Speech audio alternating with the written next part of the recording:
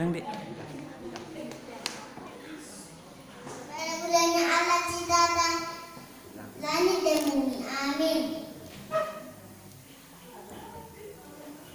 Pada mulanya Allah menciptakan langit dan bumi. Amin. Pada mulanya Allah menciptakan langit dan bumi. Amin. Tak ke sini. Pada mulanya Allah ciptakan langit dan bumi. Amin.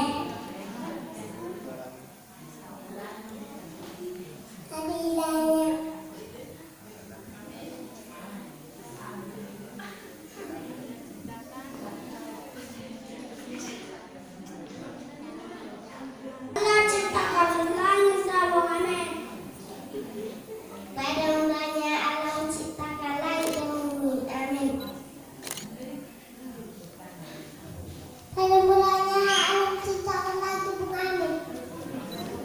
Pada mulanya Allah menciptakan langit dan bumi. Amin.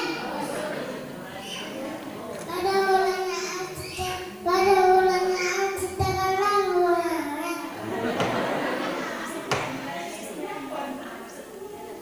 Putar sana, Bang. Dek, putar, Dek. Ya. Tangannya lipat, Dek. Lipat tangannya, Dek. Pora, tangannya lipat. Tangannya lipat. Allah menciptakan langit dan bumi. Amin. Aku telah diciptakan Tuhan pada hari pertama. Akulah cakrawala diciptakan Tuhan pada hari kedua. Aku tumbuh-tumbuhan diciptakan Tuhan pada hari ketiga. Amin. Aku matahari kami diciptakan pada hari keempat. Aku bulan kami diciptakan Tuhan pada hari keempat. Aku lintang kami diciptakan oleh Tuhan pada hari keempat.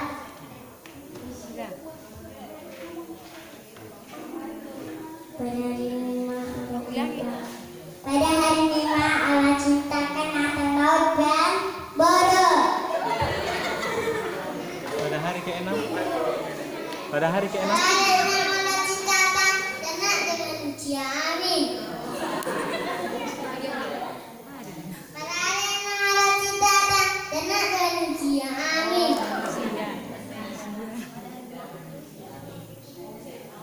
Pada hari tujuh Allah ciptakan bahwa. Amin.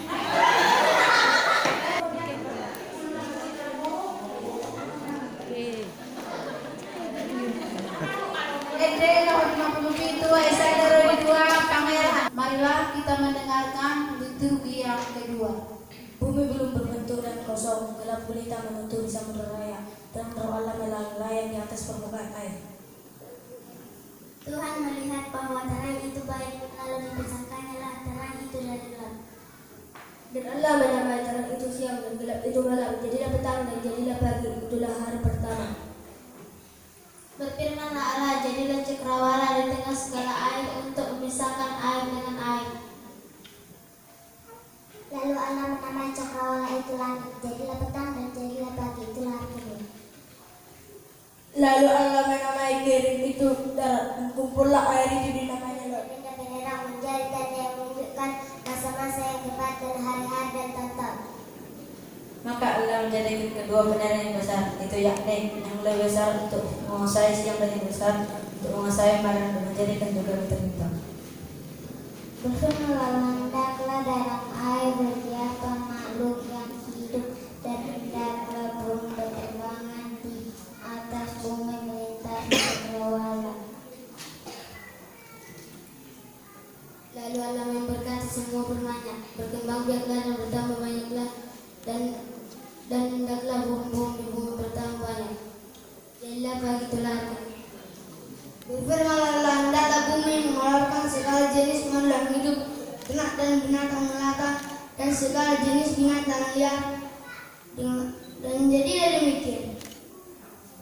Allah menjadikan segala jenis binatang liar dan segala jenis binatang ternak dan segala jenis binatang melata.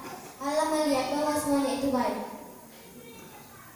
Berfirmanlah Allah, baiklah kita akan menciptakan manusia itu menurut gambar dan rupa kita, supaya mereka berkuasa atas ikan-ikan di laut, burung-burung udara, dan atas seluruh ternak, dan atas seluruh bumi, dan atas hewan melata yang merayap di muka bumi.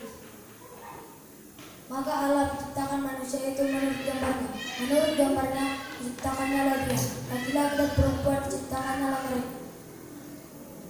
Dan menguasai siang dan malam dan mengesahkan terang dan gelap. Allah melihat bahwa semuanya itu baik. Amin.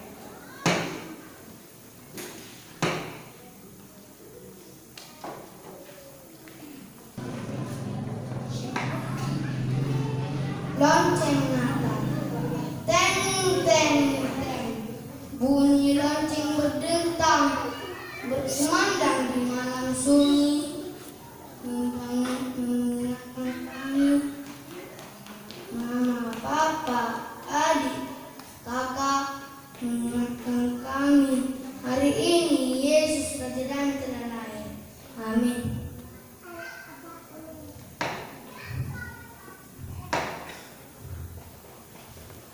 Liturgi yang ketiga ini penciptaan manusia. Manusia adalah salah satu makhluk hidup yang paling berharga yang diciptakan oleh Allah. Allah menciptakan manusia menurut gambar dan rupanya. Ia menjadikan manusia agar dapat menguasai bumi dan segala sesuatunya. Marilah kita dengarkan penuturan Alkitab tentang penciptaan manusia. Lalu Allah membuat taman di Eden. Di sebelah timur, disitulah ditempatkannya manusia yang dibentuknya itu. Tuhan Allah mengambil manusia itu dan menempatkannya di taman Eden untuk mengusahakan memelihara taman itu.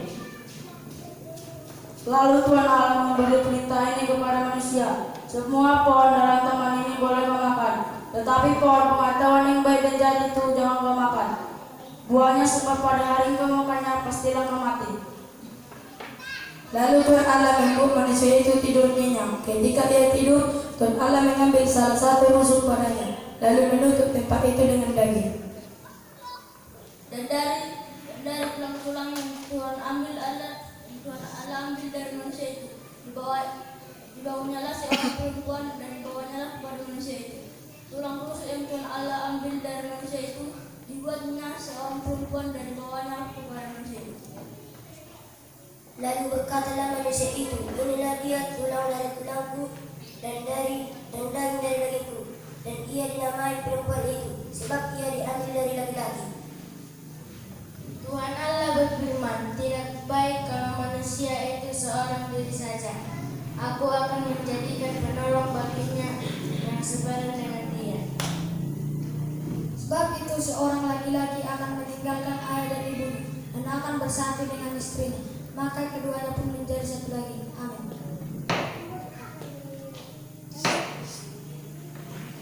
Puisi Asia. Kau Allahku, walau kau lahir di kota kecil, walau kau lahir di antara para domba, walau kau hanya berbalut yang lampin, terbaring di atas jalan-jalan kering, namun engkau adalah bayi yang ajaib, engkau adalah Tuhan Allahku. Kini di saat hari kelahiranmu, hanya sebuah pesta kecil inilah yang bisa kami rayakan sebagai kado ulang tahunmu. Ajari kami Tuhan, ajari kami untuk menyambutmu, dan ajarilah kami untuk mengasihimu. Amin. Selamat hari Natal buat kita semua. Selamat hari Natal. Tuhan manusia ke dalam dosa. Manusia tidak pernah puas dengan apa yang ada padanya. Perintah Allah untuk tidak memakan buah di tengah-tengah taman ternyata telah dilanggar. Hal ini yang membuat manusia jauh dari hadapan Allah. Bagaimanakah peristiwa itu bisa terjadi? Marilah kita mendengar liturgi yang keempat. Adapun ular ialah yang paling cerdik dari segala binatang di darat yang dijadikan oleh Tuhan Allah. Ular itu berkata kepada perempuan itu, tentulah Allah berfirman, semua pohon dalam taman ini jangan kau makan buahnya, bukan? Lalu sahabat perempuan itu kepada ular itu, buah perpohonan dalam taman ini boleh kau makan, tetapi tentang buah pohon yang ada di tengah-tengah taman, Allah berfirman, jangan kau makan ataupun raba buah itu, nanti kau mati. Lalu ular itu berkata kepada perempuan itu, sekali-sekali kamu tidak akan mati. Tetapi Allah mengetahui bahwa pada waktu kamu makannya, matamu akan terbuka dan kamu akan menjadi seperti Allah. Perempuan itu melihat bahwa buah pohon itu baik dan sedap kelihatannya dan memberi pengertian bagi sesama. Dan dia mengambil dari buahnya dan dimakannya, dan diberikannya juga kepada suaminya. Bersama-sama dengan dia, suaminya pun memakannya. Ketika mereka mendengar bunyi rahmat Allah yang berjalan dalam taman itu, pada waktu hari Jumat bersembunyilah manusia dan istrinya itu. Dihadap Tuhan Allah di antara perempuan dalam taman. Ketika aku mendengar bahwa engkau ada dalam taman ini, aku menjadi takut karena aku terancam, sebab itu aku bersembunyi. Firman-Nya, siapakah yang mengatakan bahwa engkau terancam? Maka engkau makan buah dari pohon yang kularang kau makan itu. Manusia itu menjawab, perempuan yang engkau tempatkan di sisiku adalah yang beri dari pohon itu kepadaku, maka aku makan. Kemudian berfirmanlah Tuhan Allah kepada perempuan itu, apa yang telah kau perbuat ini? Jawab perempuan itu, benar itu yang memperdayakan aku, maka aku makan. Lalu berfirman Tuhan Allah kepada ular itu, karena engkau berbuat demikian, betul engkau di antara segala ternak dan di antara segala binatang hutan yang perlu engkau akan menjalar, dan di tanahlah akan kemakan seumur hidupmu. Firman-Nya kepada perempuan itu, supaya aku waktu mengandung akan kubur sangat banyak dengan kesakitan engkau melahirkan anakmu, namun engkau akan berakhir kepada suamimu dan ia akan berkuasa atasmu. Lalu firman-Nya kepada manusia itu, karena engkau mendengarkan perkataan istrimu dan memakan dari pohon yang telah kuperintahkan padamu, jangan makan daripadanya, maka terkutuklah tanah, karena engkau akan mencari rezekimu dari tanah seumur hidupmu. Dengan berpeluh engkau akan mencari makananmu, sampai engkau kembali lagi menjadi tanah. Karena dari situlah engkau diambil, sebab engkau debu dan engkau akan kembali lagi menjadi debu. Lalu Tuhan Allah mengusir dia dari Taman Eden untuk mengusahakan tanah dari mana ia diambil. Ia menghalau manusia itu, yang di sebelah timur Taman Eden ditempatkannya beberapa kerub dengan pedang menyala-nyala dan menyambar-nyambar untuk menjaga jalan ke pohon kehidupan. Amin.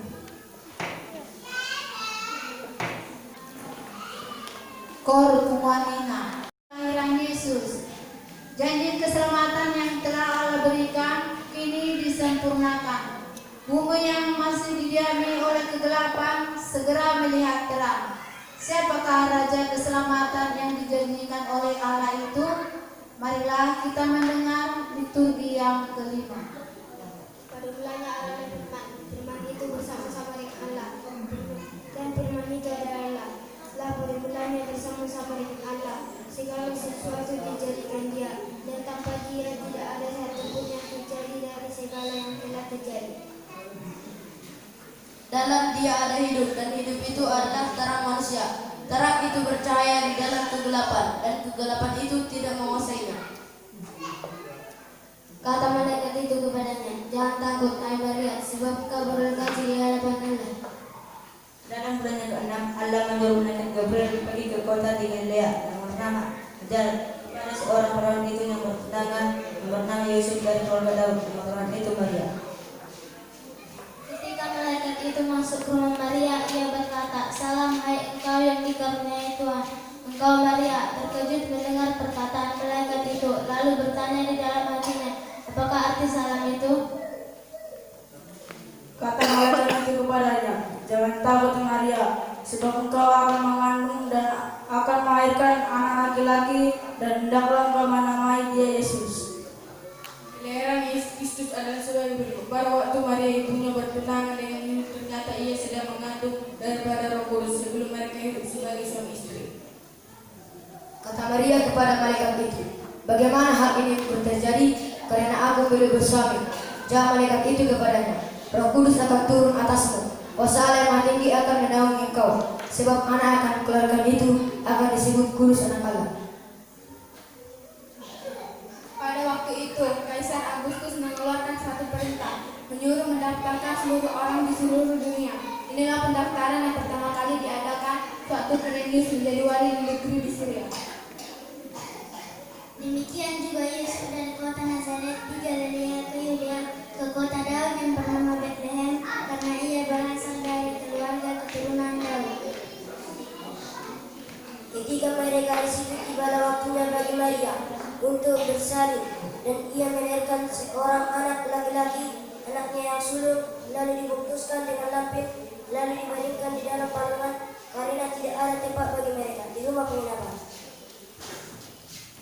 Lalu kata malaikat itu kepada mereka, jangan takut, Siapa sesungguhnya akan memberitakan kepadamu kesukaan besar untuk seluruh masa. Hari ini telah lahir bagimu, yaitu Kristus Tuhan di kota Daud. Kemuliaan bagi Allah di tempat yang maha tinggi, dan damai sejahtera di bumi di antara manusia yang berkenan di hatinya. Amin.